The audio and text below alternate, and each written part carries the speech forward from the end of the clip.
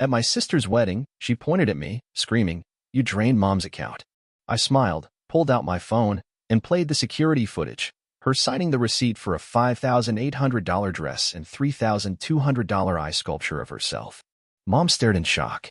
Dad tried to defend her until I quietly transferred $17,000 to my account, canceled her honeymoon, froze her cards.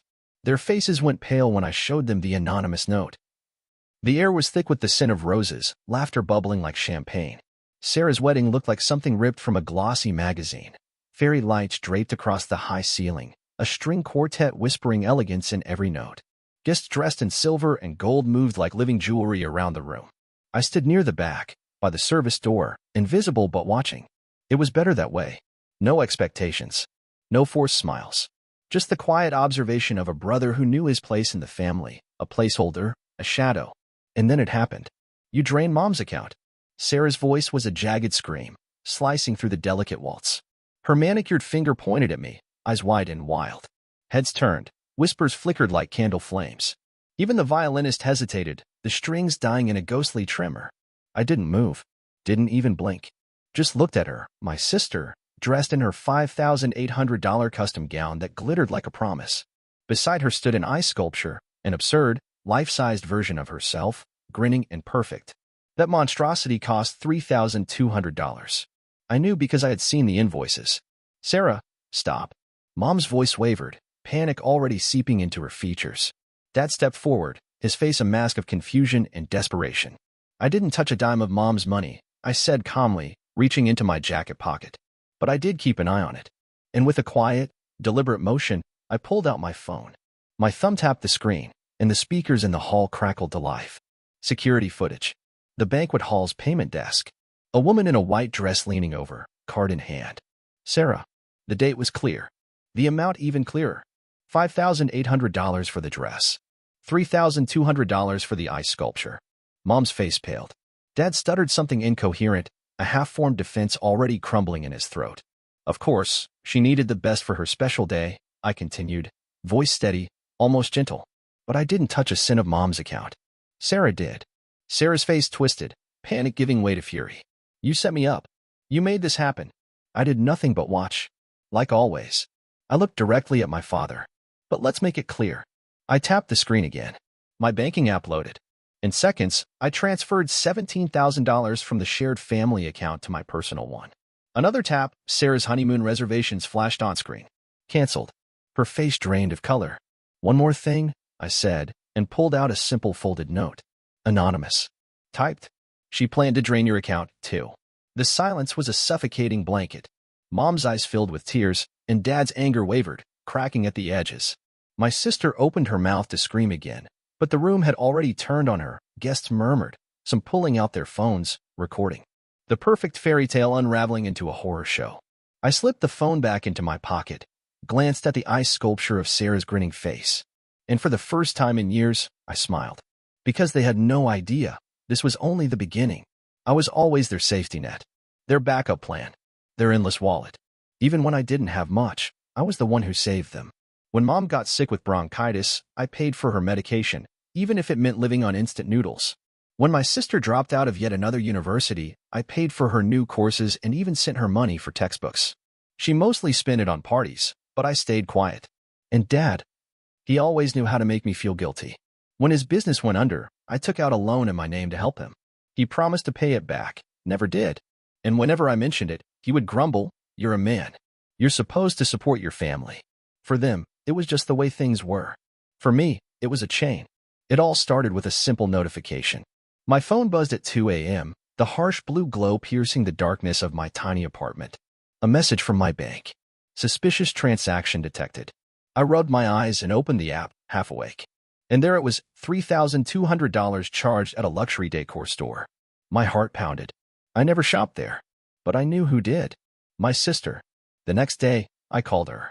I tried to stay calm. "Sarah, did you use my card?" "Oh, come on. It's for the wedding. Mom said you'd understand." "Don't be so dramatic." "Dramatic?" I stared at the ceiling, trying to keep my voice steady. "You didn't even ask me." She laughed. "Why would I? You never say no." I hung up without another word. But that was just the beginning. A week later, Mom called, her voice a mix of sweetness and guilt. Honey, I need some money for my medication. It's really expensive this month. Sure, Mom. I transferred the money without question.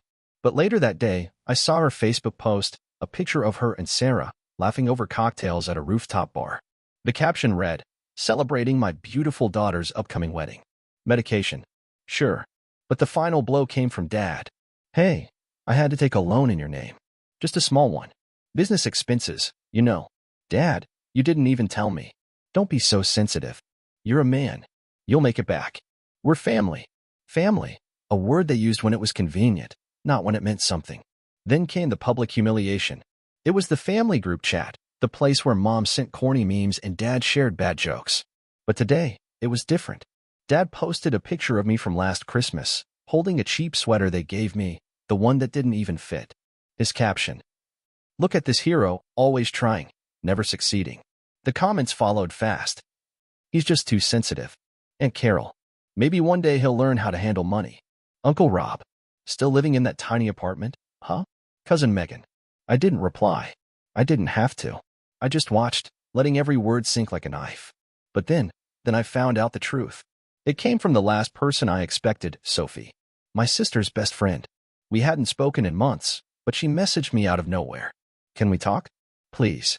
We met at a quiet cafe. Sophie looked nervous, twisting the straw in her iced coffee. Finally, she looked up. "I'm tired of watching her use you. You deserve to know." And she showed me everything. Screenshots of her messages with Sarah. "Sarah, I'm using Mom's and his money for the wedding. He'll never notice." "Sophie, don't you think that's wrong?" "Sarah, please. He's a pushover. And if he makes a scene, I'll just say he stole from Mom." Voice messages where Sarah laughed about her plan. "If anything goes wrong, I'll just tell everyone he drained Mom's account. They'll believe me. They always do." I leaned back, feeling the cold rage settling in my chest. Sophie reached across the table, her hand covering mine. "I always liked you. I didn't know how to tell you." Her touch was warm, but my thoughts were ice. My sister had planned it all to use me. And suddenly, I wasn't just angry. I was ready. Ready to let everything collapse on its own. The day of the wedding was perfect, too perfect. White roses lined the aisles, crystal chandeliers scattered soft light across the ballroom, and a gentle waltz whispered from the string quartet. Guests in shimmering gowns and tailored suits moved like glittering shadows. A picture-perfect fairy tale. And at the center of it all was Sarah, my sister, radiant in her $5,800 gown, her smile wide, her laughter loud. She was the star, the princess. I was just the ghost in the corner. Invisible. Watching. Waiting. But tonight, I wasn't just a spectator. "You're sure about this?" Sophie whispered beside me, her fingers trembling slightly as she gripped her clutch. She looked stunning in a deep blue dress, but her face was pale. "I'm sure," I whispered back, never taking my eyes off the crowd. Across the room, Sarah was laughing with her friends, holding her champagne glass like a trophy. Mom stood by her, beaming with pride. Dad was shaking hands, telling stories. All of them oblivious. Oblivious to the storm about to crash down. They wanted me to sit at the back, a better view, they said. I didn't argue. It was easier to watch them this way. Sarah took the microphone, her voice sugary sweet. "I just want to thank everyone for being here, for supporting us, for always being there for me." Her gaze swept over the crowd and then landed on me. A smile so fake it hurt to look at. And to my dear brother, who has always been supportive. Polite laughter. I didn't even flinch. Supportive. A word that sounded like a compliment but tasted like poison. She kept going, her speech dripping with false gratitude, her friends cheering. Even Dad wiped a fake tear from his eye. They thought this was her fairy tale ending. Time to shatter the glass slipper. I stood up. Calm. Controlled. My voice clear. "Actually, I'd like to say a few words too." A murmur rippled through the room. Sarah's smile wavered. "Of course," she chirped, but I could see the panic creeping into her eyes. I stepped forward, pulling my phone from my pocket. "Family is everything, isn't it?" I began. "We trust them. We support them. But what happens when family decides you're just a tool?" I tapped the screen, and the speakers crackled. A voice filled the room, Sarah's voice. "If anything goes wrong, I'll just tell everyone he drained Mom's account. They'll believe me. They always do." The room fell silent. A silence so thick it seemed to swallow the air. Sarah's face went white. This is out of context," she shrieked, her voice cracking. "Really?" I tapped again. The projector behind me lit up, and a screenshot appeared. A chat window. Her messages with Sophie. Sarah, I'm using Mom's and his money for the wedding. He'll never notice. Sophie, don't you think that's wrong? Sarah, please. He's a pushover. Guests began whispering, some pulling out their phones. Mom's hand went in her mouth, her face as pale as the tablecloth. Stop it. You're ruining everything. Sarah screamed, stumbling forward. No, Sarah, I said calmly. You ruined everything. Another tap. My banking app. The screen mirrored on the projector. Transaction after transaction. Flowers, decorations, catering, all charged to Mom's account. And a few to mine. $25,000. I turned to Dad. That's how much she spent. But that's not all. I tapped again. The guest list popped up, a highlighted name, Sophie. My voice steady. Sarah even planned to frame me if she got caught. Dad's face twisted in rage. This is a lie. She's your sister. No, Dad. She never really saw me as family, just as a resource to be used. Mom staggered back, her hand clutching her chest. But your family. Family. I laughed, cold and sharp. A family that only remembers me when they need money? A family that steals, lies, and then blames me. Sarah's voice rose, desperate. He's lying. He's always been jealous of me. Jealous. I let out a bitter chuckle. Of what? A sister who used our mother's money to buy an ice sculpture of herself. A few guests gasped. Murmurs grew louder. Cameras flashed. Some were already recording. Stop recording. Sarah screamed. Stop. Too late, Sarah. I reached into my pocket, pulling out a folded note. I unfolded it and read aloud. She planned to drain your account too. I held it up. An anonymous tip. But now everyone knows. My fingers moved swiftly over my phone. The banking app glowed, and with a single tap, I recovered the $17,000 she had spent without permission. Another tap, her honeymoon reservations popped up. Canceled. What are you doing? Sarah shrieked, stumbling back. I'm reverse the damage, I replied, calm as ice. And making sure you don't get a cent more. Dad lunged forward, but Sophie stepped between us. Don't touch him, she shouted. You. Sarah spat, her eyes wild. You did this. You were always jealous too. Sophie didn't even flinch. No, Sarah. I was your friend. Until I realized you don't have friends. Only people you use. The room was chaos, guests arguing, some leaving, some filming. Mom sank into a chair, sobbing. Dad turned on me, his face twisted with rage. You ungrateful. Ungrateful. I cut him off, my voice sharp. I paid your debts. I covered your mistakes. I saved this family again and again. But no more. I stepped back, looking directly at Sarah, her perfect world crumbling around her. I'm done. And without another word, I turned and walked away, the doors swinging shut behind me. Sophie was by my side, her hand finding mine. The music had stopped. But the chaos inside, that was just beginning. I thought I'd feel free. Walking out of that wedding, leaving the chaos and their screams behind. But freedom didn't feel like fireworks. It felt like silence, heavy, suffocating silence. Sophie stayed with me that night. We didn't talk much. Just sat in my tiny apartment, 2 glasses of wine untouched on the table.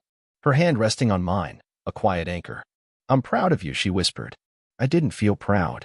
I felt empty. But that emptiness didn't last. The next morning, my phone exploded with notifications. Messages from Mom, desperate and tearful. Mom, you destroyed your sister. How could you? Dad, you think you're a hero? You're a disgrace. Mom, come back and apologize. Fix this. But nothing from Sarah. Not a single word. Her perfect fairy tale had shattered, and she vanished into the silence. No posts. No stories. Just gone. For days, I ignored them all. Spent time with Sophie. She tried to cheer me up, movie nights, long walks, that soft smile of hers that always made my chest feel lighter. But then, one rainy evening, my phone buzzed with a new notification. $17,000 transferred to your account.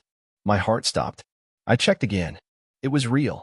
My account balance had grown by $17,000. And then another notification, another $3,200. All the money she stole. Every cent. I didn't understand. I tried to call Sarah, but the number was disconnected. I texted Mom, no reply. Dad, nothing. And then Sophie's phone buzzed.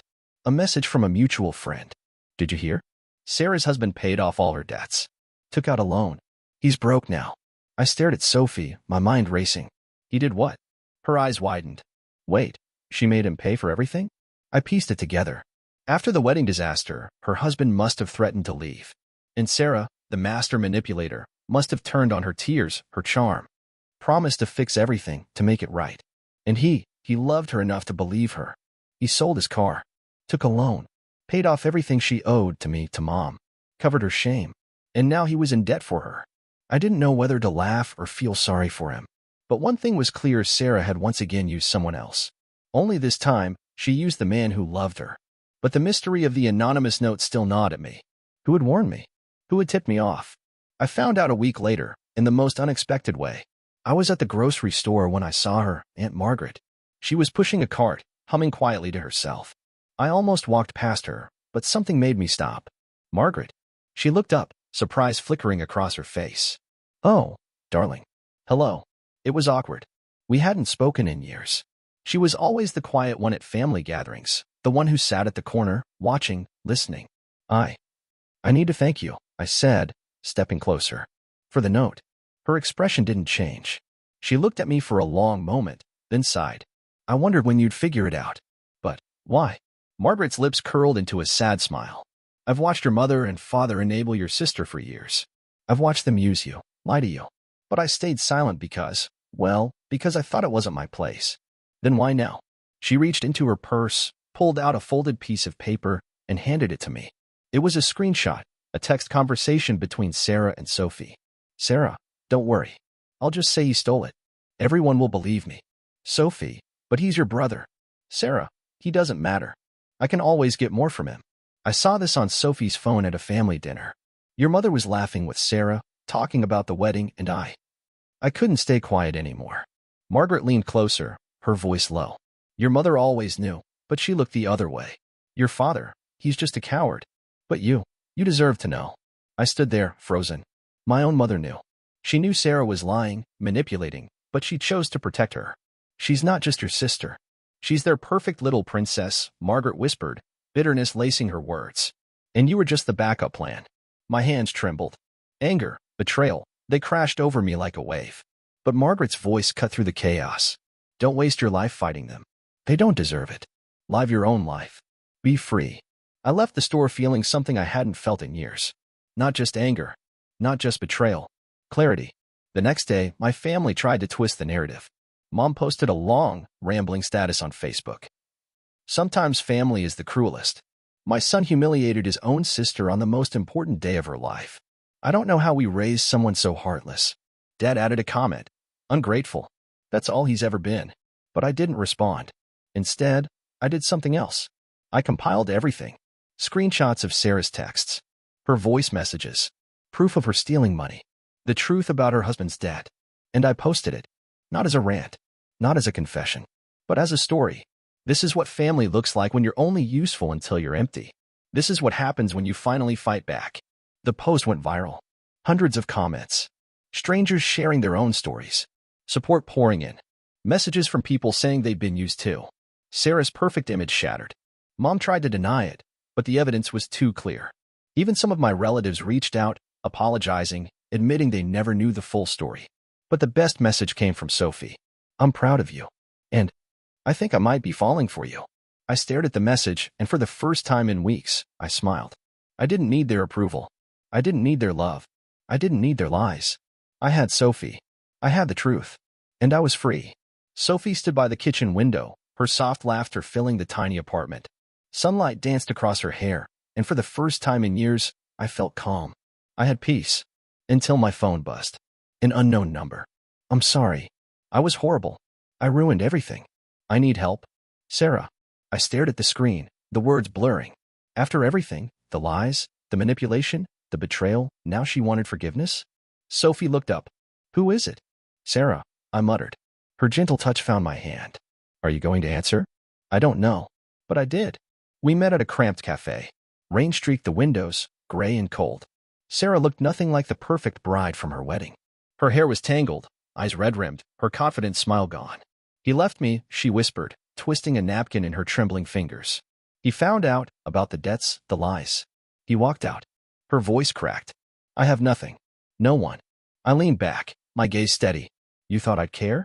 Tears spilled down her cheeks. I was horrible. I know that. But you're my brother. Please, just a few $1,000s. Enough to start over. Sophie's hand slipped into mine, warm and steady. I didn't take my eyes off Sarah. You want me to save you again? I asked. After you lied, stole, and tried to blame me? I've changed, she cried. I'm sorry. No, you're just desperate. Her face twisted with panic. I swear I'll pay you back. No, Sarah. I'm done being your safety net. Her voice rose, sharp and frantic. You can't just walk away. You're my brother. I stood up. Family is supposed to protect, not destroy. But you never understood that. She sobbed, clutching the table. Please, don't leave me like this. But I did. Sophie's hand in mine. We stepped out into the rain, leaving her behind. Back home, I stood on the balcony, rain tapping against the glass. Sophie leaned against me, her head on my shoulder. I always thought freedom was proving them wrong. I whispered. No, she murmured. It's letting them go. I thought of Mom, who always looked away. Dad, who blamed me. Sarah, who twisted love into control. But now they were just ghosts. I'm not guilty for being used. But I'm done being a tool. Sophie smiled, her fingers tightening around mine. And I'm proud of you. So was I.